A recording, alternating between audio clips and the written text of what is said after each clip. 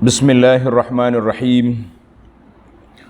Alhamdulillahi rabbil alamin, wassalatu wassalamu ala rasuli rabbil alamin, nabiyyina wa habibina wa qudwatina wa sayyidina Muhammad ibn Abdillah wa ala alihi wa sahbihi wa man walah, amma ba'du. Muslimin dan muslimat, para jemaah, para penonton sekalian, kita sambung pengajian kita dalam tafsir juzuk yang ke-28. Tafsir juzuk yang ke-28, surah yang ke-65 dari awal. Surah yang ke-8 dalam juzuk ini iaitu surah At-Talaq. Surah At-Talaq.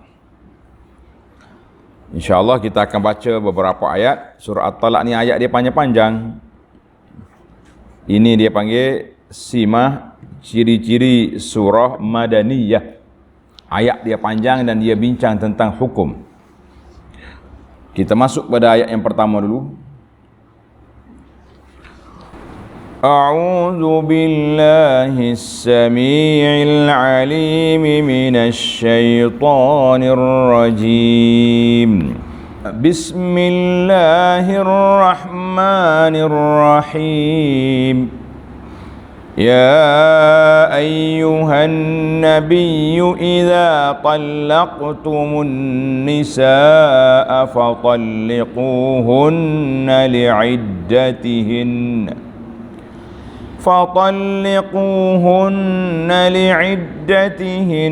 وأحصوا العدة واتقوا الله ربكم لا تخرجوهن من بيوتهن ولا يخرجن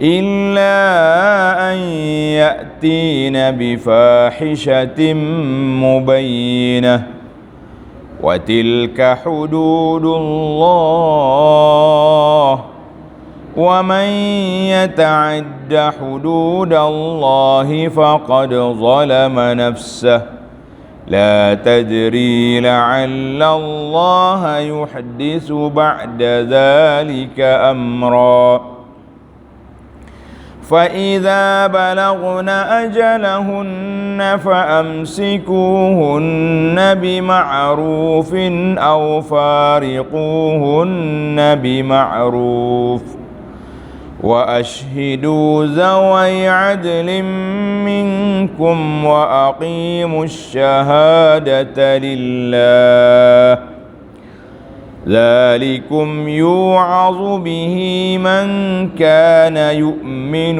بالله واليوم الآخر ومن يتق الله يجعل له مخرجا ويرزقه من حيث لا يحتسب ومن يتوكل على الله فهو حسبه إن الله بالغ أمره قد جعل الله لكل شيء قدرا. Balik pada muqaddimah surah. Tafsir Pimpinan Ar-Rahman, muqaddimah surah dia, muka surat 1255. Nama surah ini Surah At-Talaq. Surah ini diturunkan di Madinah bil ijma'. Tak ada lagi pertikaian dah. Bil ijma'i ulama al-tafsir mengatakan surah ini madaniyatun, turun di Madinah. Mengandungi 12 ayat. Dalam bab ini ada sedikit khilaf. Ada ulama kata 11, ada yang mengatakan 13. Macam mana beza? Ayat dia sama ya. Cuma tempat berhenti dia tu menjadikan nombor. Mana di tempat khilaf? Tempat khilafnya ada 3 tempat. Billahi wal yawmil akhir, ayat 2. Wa yaj'al lahu makhraja. Tu. Dia pisah situ. Jadi 13. Kan? Fattaqullaha ya ulil albab. Satu lagi. Maka tak apalah, yang pentingnya ayat kita yang 12, kita kekal dengan 12 ayat mengikut dalam tulisan mushaf. Dinamakan surah At-Talaq. Kenapa? Perihal perceraian suami isteri.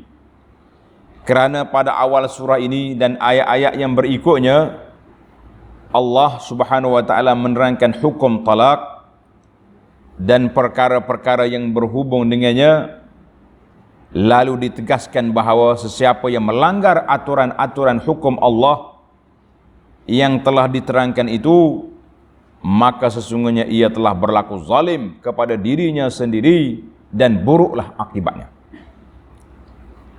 Sekali lagi, surah ini tanda dinamakan surah At-Talaq ini dengan nama surah An-Nisa As-Sughra. Suratun Nisa As-Sughra, surah wanita yang pendek. As-Sughra dengan makna yang ringkas. Surah yang panjang mana? Surah An-Nisa di awal Quran. Surah An-Nisa tu dia panggil surah An-Nisa yang panjang, yakni surah An-Nisa As-Sughra. Kenapa? Sebab dia bincang tentang perceraian.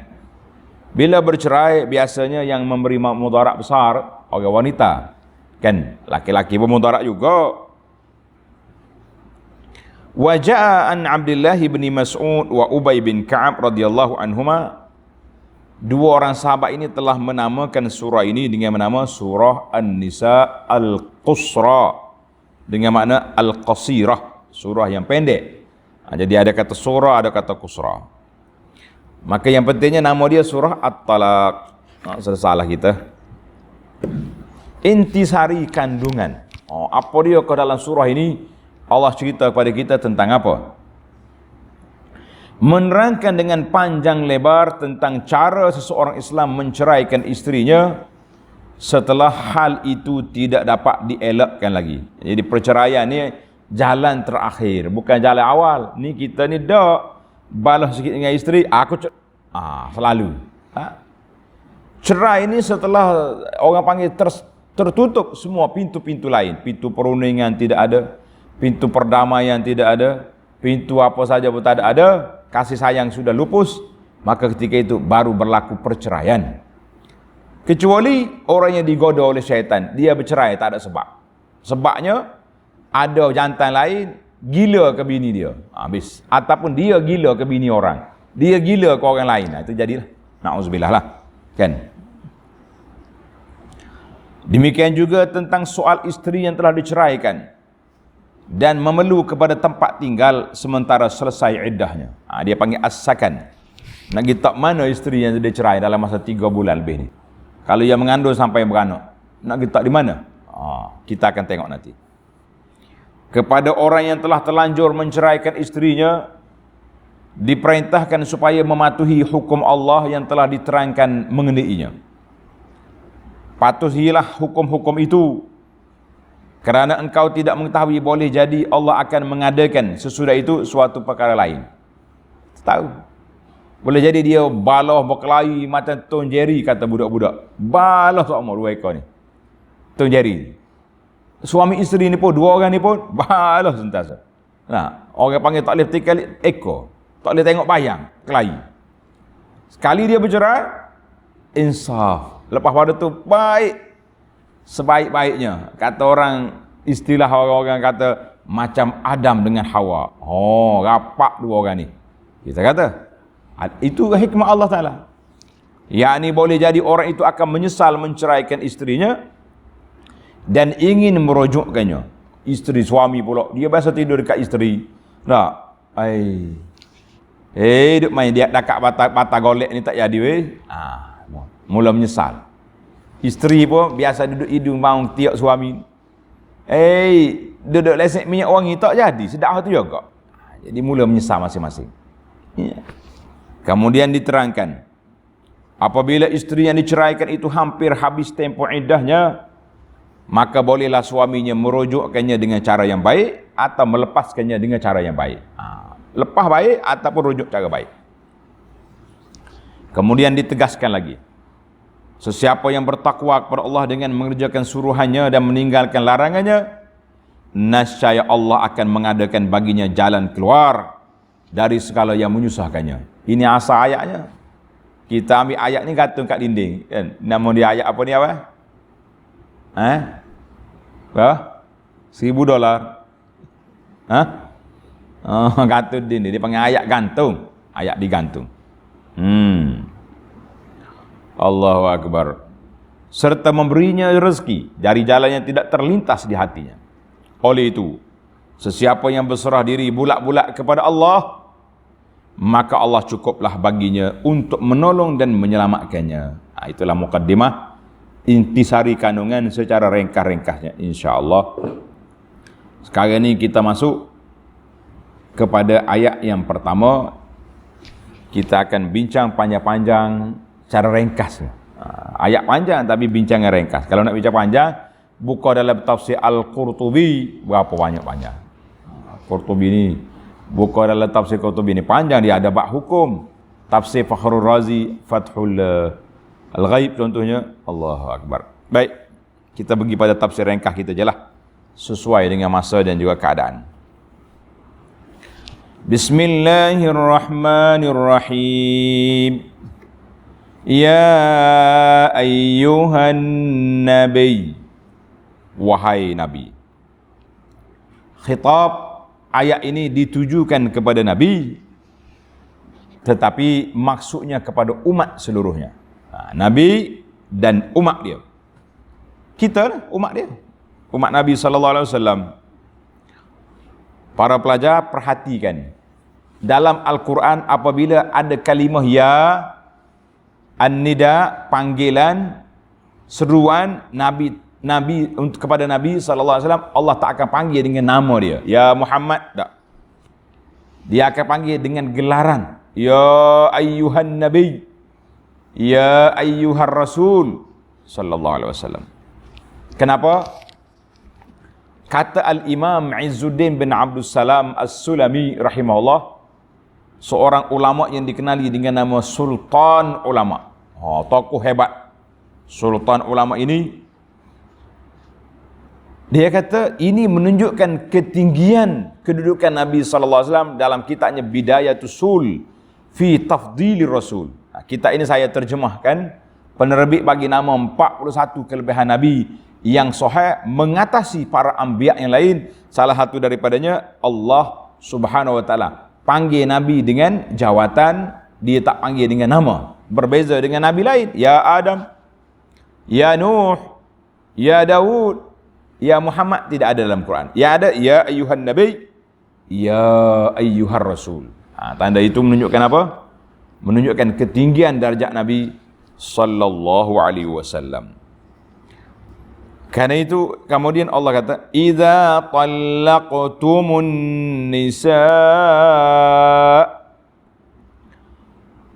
apabila kamu, tengok ayat ni kata idza talaqtumu, apabila kamu, dia tak kata engkau.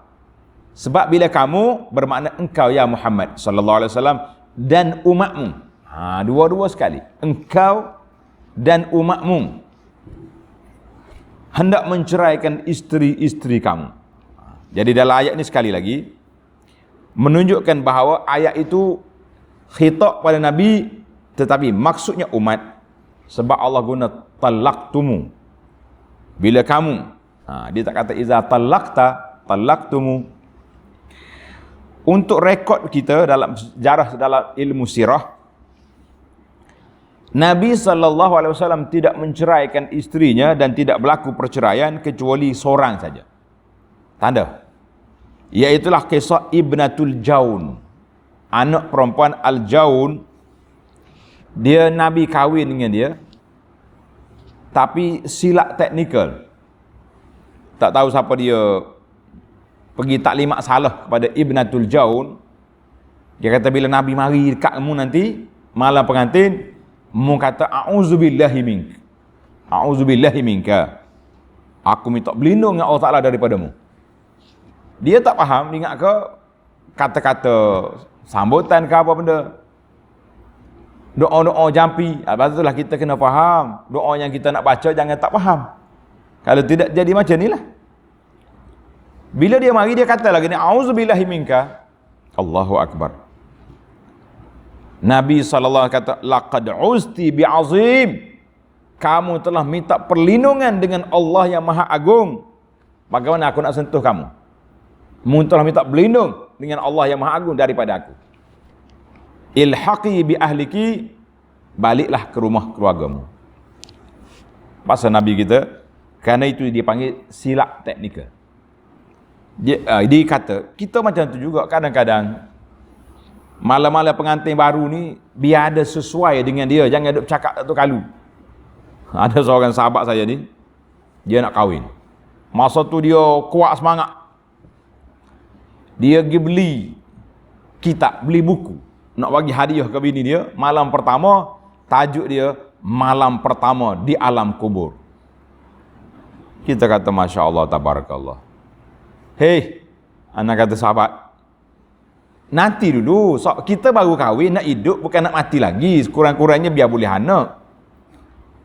Patutnya pergi beli kitab motivasi malam pertama pengantin baru. Baru betul.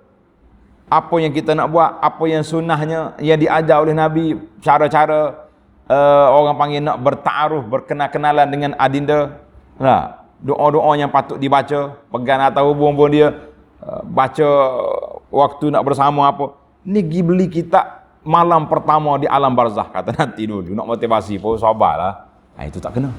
Sebab tu kita bila kita nak pergi majlis orang kahwin, tak sama dengan majlis takziah. Kan? Majlis takziah kita kata azamallahu ajrakum wa ahsana azaakum. Majlis orang kahwin kita kata barakallahu laka barakallahu lakuma. Baru betul. Ini cara. Jadi Ibnatul nasib dia lah, nasib Ibnatul Jum tak nak jadi ummul mukminin, ibu orang mukmin, dia kata macam ni, Allahul musta'an. Hadis ini diriwayat oleh Imam Bukhari daripada Aisyah radhiyallahu anha. Wa dzalika li'anna, kerana perceraian itu tidak disukai. Bukan satu benda yang disukai dalam syarak, tetapi al-makhraj, entrance, apa ni? Dia panggil exit. Nah. Jalan keluar. Pintu lain tak ada dah. Nak tubik tak boleh. Ni, lorong keluar kamu. Al-makhraj, dia panggil bahasa Arab kata. Lorong keluar, cerai. Ada setengah agama tak boleh bercerai, sok mau hidup. Habis kalau kelahi macam mana nak hidup? Hiduplah bersendirian. Suami dalam bilik dia, bini dengan bilik dia. Esok masing-masing cari friend, ni friend ni. Islam tidak mengajar demikian. Kalau tak sesuai, tu cerai, berpisah, pergi cari yang lain. Kita ni kadang-kadang pokok tak sesuai dengan tanah, tak subur. Tak? Kita pergi tanam pokok kelapa contohnya di atas bukit, kelapa ni suka atas pasir, tepi pantai, tu seronok dia. Maka kecil tak jadi. Kita tukar tanah, subur, berbuahnya lebat. Contohnya, manusia macam tu juga. Kadang-kadang dia duduk dua orang ni tak sesuai dengan dia. Hak ni pobeke, hak ni marah, hak ni panah baran, hak ni panah api, macam-macam panas. Tak? Bertemu dua ni asyik duk belaga ya. Kata orang api sama api, tidak api dengan air dan api dengan tanah, barulah aman. Tukar cari hak api jumpa dengan tanah, tenang-tenang. Itu hikmah Allah SWT. Dia punya makhraj perceraian, tapi bukan disukai oleh syarak. Karena terdapat dalam hadis, ada riwayat kata mengatakan bahawa abghadul halal ila Allah at-talaq.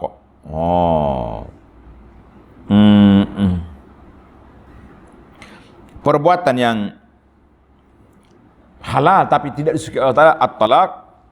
Cuma para ulama hadis kata rajjaha irsal. Hadis ini mursal sebagaimana kata Abu Hatim, Ad-Daruqutni dan lain-lain.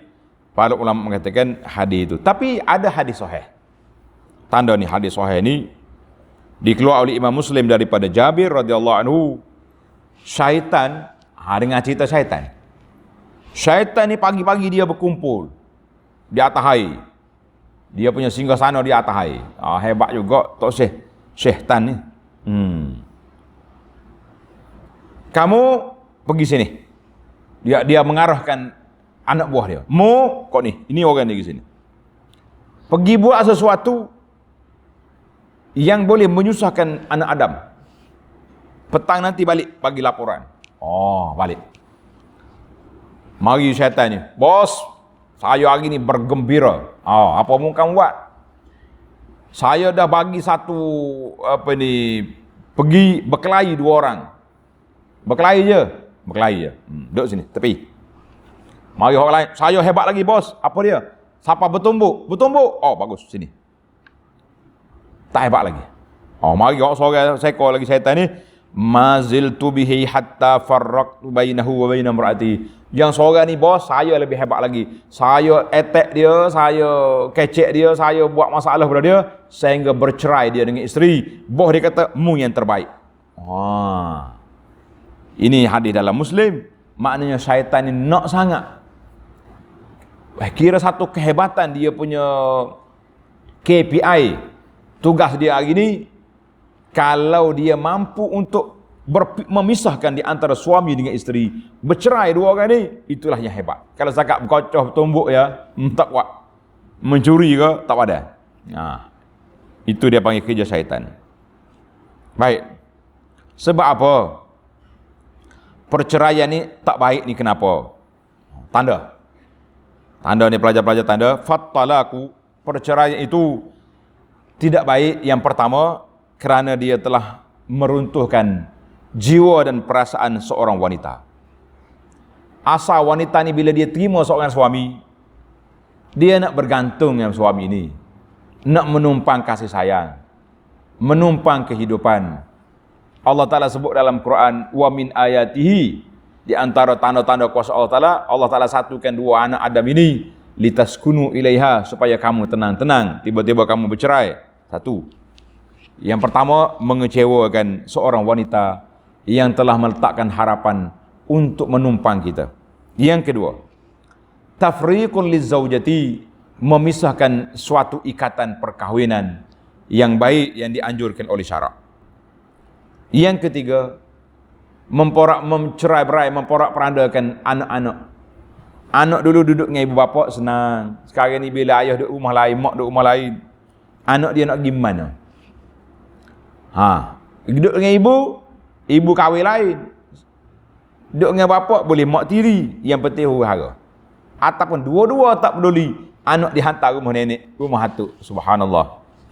Ataupun atuk sudah tidak ada, anak dia terbiar menjadi budak jalanan, gelandangan yang tidak ada rumah. Allahu Akbar. Yang keempat, hadmul buyut, telah meruntuhkan sebuah rumah tangga yang dibina di atas dasar beriman kepada Allah dan mengikut sunnah Nabi SAW. Yang kelima, menjadi pintu masuk min madakhilil fasad, kepada pintu-pintu kerusakan, kalaulah tidak diuruskan perceraian itu dengan baik. Orang perempuan ni berdendam dengan suami dia cari friend lain, biar aku cari hak comel lagi, hak muda lagi. Sudah. Suami pun macam tu juga. Mana akan timbul kerusakan.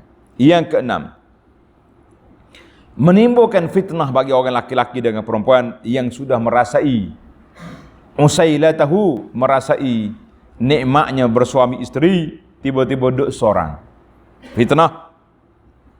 Yang ketujuh, meruntuhkan tembok yang menghalang dia daripada melakukan maksiat. Sekarang ini tidak ada siapa peduli, tak ada siapa percaya, maka timbullah benda-benda yang tak baik. Orang mudah nak attack. Orang ni tahu dia ni telah dicerai oleh suami, si bapa jantan yang jahat ni mula masuk attack. Tak apa, pelantaklah dia tu, saya kan ada. Mula orang perempuan ni pemula jina akhir sekali terjebak dengan maksiat. Na'udzubillah. Itulah, maka cerai itu bagi kepada rukun 5 tu kan, ahkamul khamsah. Yang paling rendah darjah dia makruh, tak baik. Ada kalanya cerai itu haram, menzalimi wanita. Ada kalanya harus dengan sebab-sebab tertentu, dan ada kalanya wajib dicerai. Suami isteri ni dah memang curang, kata orang. Suami dia tahu dia tak nak jadi dayus, maka wajib dia kena cerai. Kalau tidak, apa saya sabar? Ini bukan sabar, ini dayus nama dia lagu ni. Jangan duk main sabar tak tu tempat. Baik, habislah kita muqaddimah. Ya ayyuhalladzina amanu idza tallaqtumun nisa. Bagaimana cara nak bercerai? Tengok ayat. Fatalliquhunna li'iddatihinna wa ahsul iddah. Kalau kamu nak cerai isteri, maka ceraikanlah mereka pada masa mereka dapat memulakan iddahnya. Cerai itu dia mula selalu iddah. Maknanya suci yang pertama mari haid, suci yang kedua mari haid, suci yang ketiga khalas. Tamatlah. Dia punya iddah cepat. Maka Allah ajar kepada hamba dia kalau nak bercerai juga ini cara dia. Wa ahsul iddah, dan hitungkanlah akan masa iddah itu dengan betul. Tanda perceraian berlaku pada 10 hari bulan 7 tahun 2010 contohnya. Hari ini kita kata berapa hari bulan hari ini? 16 hari bulan. 16 hari bulan Julai 2020 berlaku perceraian. Isteri kena tanda pukul berapa sekian. Sebab nanti ada isu besar akan berlaku. Baiklah. Tengok tafsir dia kata, bila kamu ceraikan isteri, maka hendaklah kamu cerai waktu mereka boleh menerima iddah.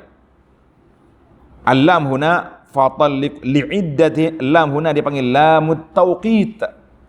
Lam nak mulakan waktu.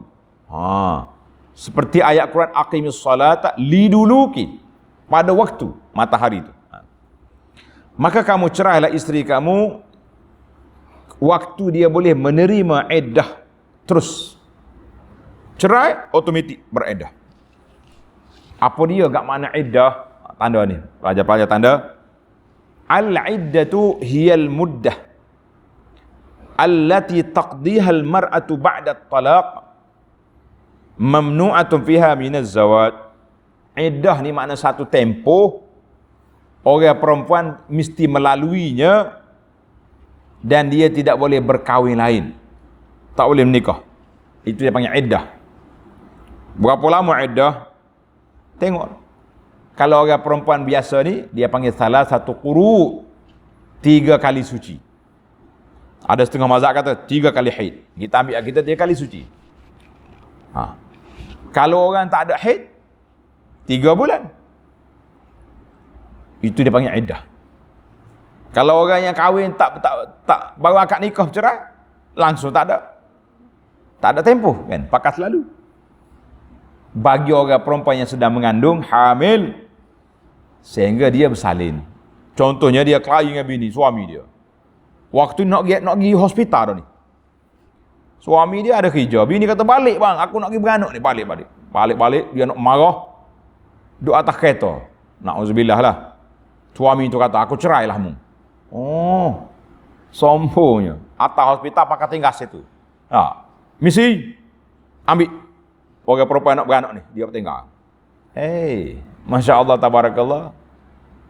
Bawa masuk dalam bilik labor room, bilik bersalin, tu ambil anak. Tak sampai setengah jam duduk atas kereta, dapat telefon, bini sudah beranak, bermakna tamatlah iddah. Ambil muka. Nak kata apa? Itu semua dia. Ini kita kena berhati-hati. Baik.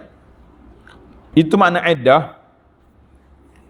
Iddah itu iaitulah waktu perempuan tak boleh kahwin. Ada satu lagi nama dia ihdad. Itu bergabung nama dia. Ini untuk orang kematian suami. Dia bukan 3 bulan, dia 4 bulan 10 hari. Baiklah. Kita ambil satu-satu.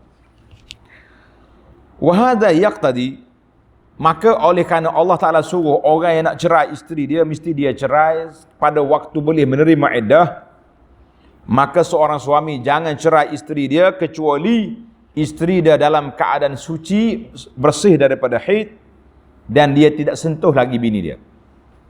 Contohnya dia kelahi hari ni, tapi waktu tu bini adalah haid, jangan dicerai. Tunggu dulu. Aku tak sabar ni, kacik gigi gigi kacik benda lain lah. Ambil sudu kan masuk dalam mulut. Diam. Kemudian bila tengok isteri dia dah solat, maya dah ni, solat dah. Tak ada, pergi dekat. Dia dua yang pergi dekat, sama ada dia jima balik semula dengan bini ataupun dia cerai, dua. Maka dia tengok, dia tak mau dah. Orang panggil jalan dah tertutup. Dia punya makhraj dia satu je cerai, maka dia pun cerailah bini dia. Itu dia panggil cerai sunni. Fahadha talaqus sunnah. Inilah tolak yang dianjurkan. Kalau nak cerai juga cara ni. Sehingga orang perempuan itu boleh menerima iddah. Dia kata, Ustaz, kalau boleh sabar macam ni, tak jadi cerai lah pula. Kita cerai ni waktu merah mata tu syaitan menguasai. Ketika tu dia cerainya. Kalau dah sabar tengok isteri solat pula. Hai. Duk teringat juga dah. Biasa-biasanya kalau balik jauh suami-suami ni, mula-mula dia tengok tempat sakut kain. Ada basuh kain solat, basuh dah apa ni? Dah ada kain kana sakut ke tidak? Senyum belakang macam-macam dia tu. Nah, kalau tengok kain terlekus maya duduk sakut dah tu, lain macam. Baik. Itu dia panggil talak sunni.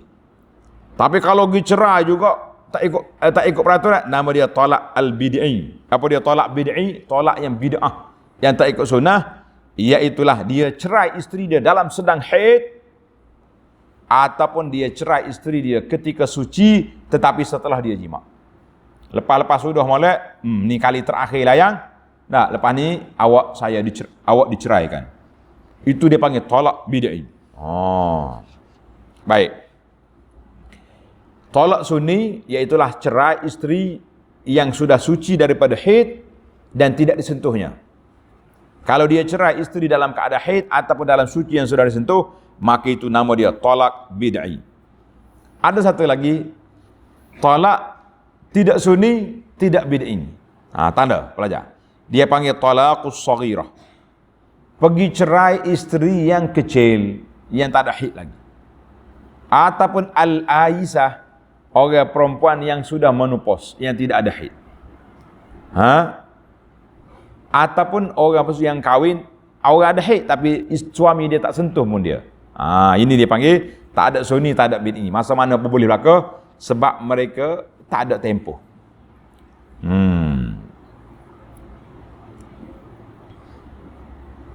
Baik. Al-hamil. Orang perempuan mengandung pula macam mana? Al-hamil tutallaqu fi ayyi waqtin, mencerailah bila-bila masa. Sebab apa? Sebab dia boleh beriddah terus selepas diceraikan dan berakhir iddah dia dengan melahirkan anak. Macam tadilah, contoh tadi. Berkelahi atas kereta nak pergi hospital, masuk hospital 20 minit, 30 minit, isteri dia bersalin, maka tamatlah iddah dia pada saat itu. Dia mari menyesal, oh babyku, babyku pun mak dia sudah diceraikan. Ini. Jangan menyesal tak kalu. Maka itu yang pertama, arahan yang pertama.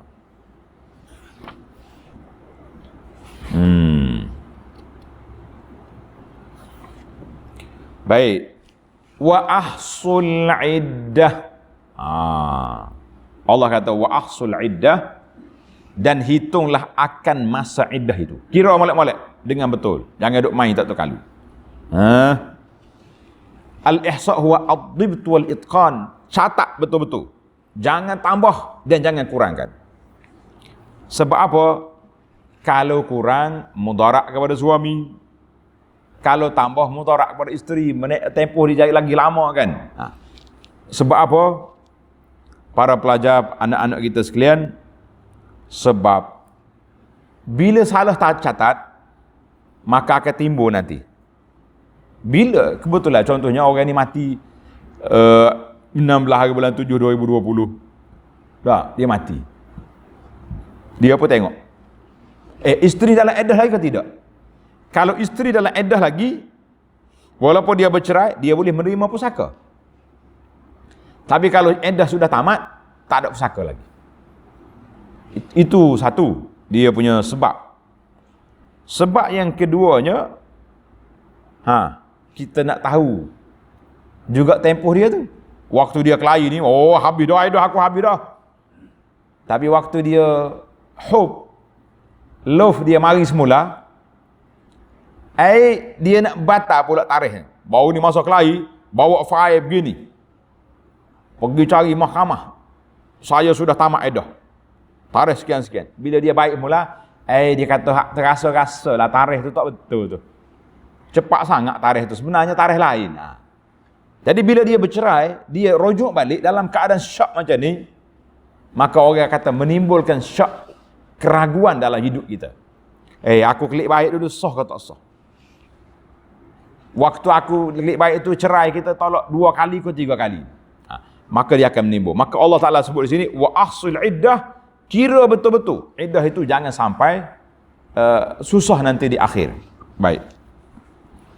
Allah kata apa? Wattaqullaha rabbakum. Dan serta bertakwalah kepada Allah Tuhan kamu. Jangan sembunyi. Jangan sembunyi. Orang perempuan jangan sembunyi. Dia bercerai dalam haid ke tak ada haid. Dia bercerai pada tarikh sekian, jangan sembunyi. Laki-laki pun jangan sembunyi. Kalau tidak, waktu balah habis iddah, kamu dia boleh tarik balik iddah. Macam mana? Orang yang takut ke Tuhan je yang tak berani buat benda ni. Kalau tidak, boleh je tukar-tukar tarikh. Nak suruh jadi sah. La tukhrijuhunna min buyutihinna wa la yakhruj. ولا يخرجن إلا أن يأتين بفاحشة مبينة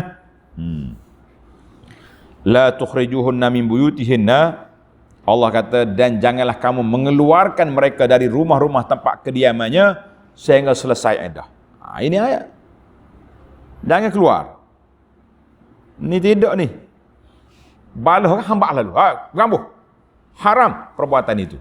Isteri dan suami yang bercerai kena duduk serumah lagi. Cuma duduk lain-lain lah. Ni bilik ni, bilik ni. Ibu duduk tidur dengan anak lah, bilik anak ke macam-macam. Yang penting tak boleh kosek. Kalau nak usik juga, kok rujuk balik. Bukan main-main. Orang perempuan bukan mainan. Maka, orang perempuan yang diceraikan secara raj'i, yang boleh rujuk balik, maka dia ada hak lagi untuk tinggal di rumah itu sampai habis iddah. Duduk situ. Tuhan kata, la tukhrijuhunna. Jangan kamu keluarkan mereka. Ni dak ni. Ambil barang-barang awak, berambut balik Muhammad. Apa berambut? Duduk situ. Ini di antara kepinjangan yang berlaku dalam masyarakat hamba lalu. La yajuz. Tak harus, tidak halal bagi suami halau isteri itu keluar daripada rumah dia selagi belum habis iddah. Kecuali ini ayat ada kecuali. Wala yakhrujna illa an ya'tina bi fahishatin mubayyinah. Dan janganlah pula dibenarkan mereka keluar sama ada kamu halau ke dia nak lari sendiri. Jangan pergi daripada rumah itu kecuali jika mereka melakukan perbuatan keji yang nyata. Apa dia perbuatan keji yang nyata ini? Perbuatan keji yang nyata ini kata di para ulama oleh kerana Allah Ta'ala sebut bifahishatin mubayyinah. Fahishatin dengan perbuatan keji yang nyata, kata di para ulama tafsir, dia kata al-fahishatu, al-fahishah, perbuatan keji yang boleh kita keluarkan mereka daripada rumah kalau dia mari dengan alif lam, al-fahishah. Atatuna al-fahishah. Kalau kata alif lam, maksudnya zina. Isteri ni berzina dengan orang, halau mereka keluar. Tapi dalam ayat ini Allah kata illa an ya'tina bi fahishatin dengan nakirah. Tanpa alif lam dan bidun idhafah, maksudnya kalaulah isteri tu buat perangai yang buruk. Perangai yang buruk. Tak semesti, bukan syarat zina saja, tapi perangai buruk sangat. Apa dia kata perangai buruk ni? Tanda situ. Yang pertama lah, kemuncak sekali zina. Dia pergi zina dengan orang jantan lain, halal lah mereka keluar. Bahasa perangai apa ni? Yang kedua, salitatul lisan. Bahasa dia ni mulut leza. Mulut leza. Lepas dia bercerak tu dia kata kita macam-macam. Bahasa pelik lah. Bahasa-bahasa dia. Duk tulis di Facebook dia tu kata cerita kita, orang lagu ni tak usah pegang dalam rumah. Suruh dia keluar. Boleh. Yang ketiga, nashizan. Bahasa jenis perempuan memang awal lagi derhaka kepada suami. Nashizan, orang ini juga boleh dihalau keluar. Maka kalau ada perangai-perangai lagu ni, bolehlah dikeluarkan. Walaupun boleh habis iddah. Allahu Akbar. Wa tilka hududullah.